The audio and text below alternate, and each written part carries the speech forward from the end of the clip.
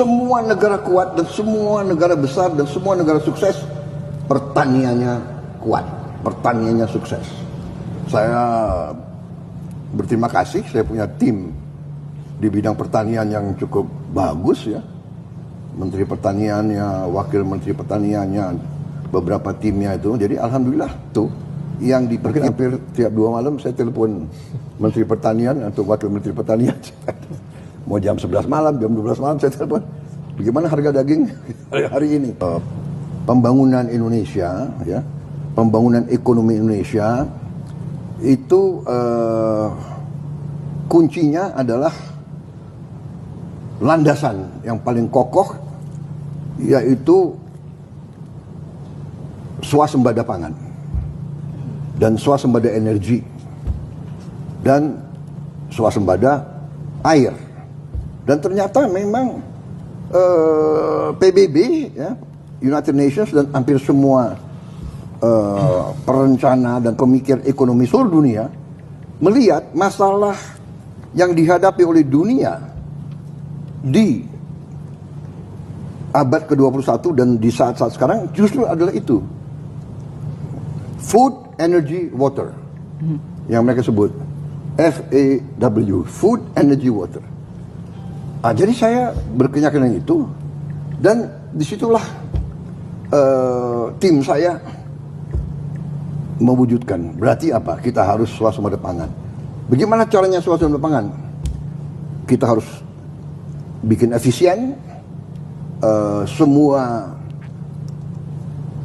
ladang, semua kawasan sawah dan lahan-lahan pertanian yang ada, kita harus efisienkan, kita harus memudahkan para petani kita untuk berproduksi, kita harus membuat petani kita makmur.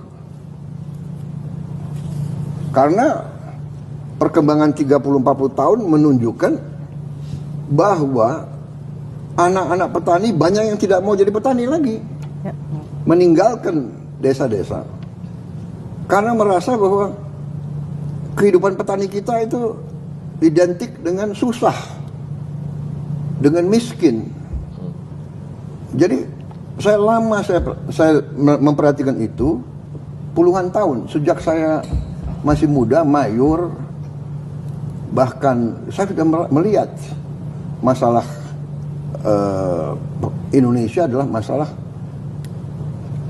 kuncinya adalah antara lain ya masalah pertanian. Dan saya belajar sejarah, semua negara kuat dan semua negara besar dan semua negara sukses, pertaniannya kuat, pertaniannya sukses.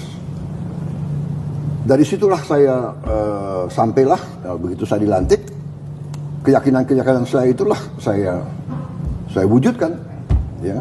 Bagaimana pupuk sampai ke petani dengan tanpa terlalu banyak perizinan, terlalu banyak tanda tangan, dan jangan terlalu banyak middleman, broker, perantara. Ya. Bagaimana juga petani harga penerimaan dia, income dia, penghasilan dia bisa naik. Jadi ini fenomena puluhan tahun di semua negara agraris. Sering petani itu korban daripada sistem yang tidak membela mereka. Jadi kalau panen kan produksi banyak. Pengusaha itu mau neken, mau beli dengan harga semurah-murahnya. Ini kan mematikan motivasi untuk produksi. Padahal petani itu adalah produsen pangan. Nah inilah perjuangan kita lama. Nah, alhamdulillah saya jadi presiden, ya saya laksanakan keyakinan saya. Saya berterima kasih, saya punya tim di bidang pertanian yang cukup bagus ya. Menteri Pertaniannya, Wakil Menteri Pertaniannya, beberapa timnya itu. Jadi alhamdulillah yang diperkirakan awal tahun 2025 ini krisis beras. Ya. Alhamdulillah kita berhasil mengatasi. Dan yang harus kita perhatikan, tetangga-tetangga kita krisis beras, kesulitan beras. Itu satu. Jadi apa yang kita capai dalam 150 hari sebetulnya sangat banyak. Saya sendiri juga kaget. Terus terang aja ya, dengan kecepatan, dengan hasil-hasil yang kita lakukan.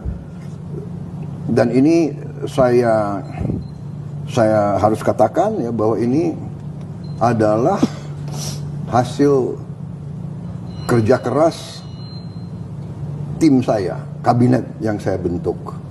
Jadi saya merasa ada semangat dari menteri-menteri yang saya pilih, ada semangat untuk berprestasi, semangat untuk berkarya. Jadi saya merasakan itu, sehingga banyak sekali yang kita bisa capai. Pertama, khususnya menghadapi Lebaran ini dan Ramadan ini, bulan Ramadan ini, saya merasa sangat terkesan. Pertama, bahwa harga-harga sembako terkendali. Kan saya sering mengatakan, saya sudah lama jadi orang Indonesia, ya kan? Jadi saya mengalami tahun 60-an, jadi saya besar di kondisi itu, dan selalu urusannya adalah harga beras, harga gula, minyak goreng, daging, telur, dan sebagainya. Jadi saya alhamdulillah pada saat saya presiden, Lebaran saya pertama, Ramadan saya pertama, harga-harga aman. Itu saya sangat merasa saya sangat merasa bahagia. Dan menjelang itu, mungkin hampir tiap 2 malam saya telepon Menteri Pertanian atau Wakil Menteri Pertanian. Mau jam 11 malam, jam 12 malam saya telepon, bagaimana harga daging hari ini, bagaimana harga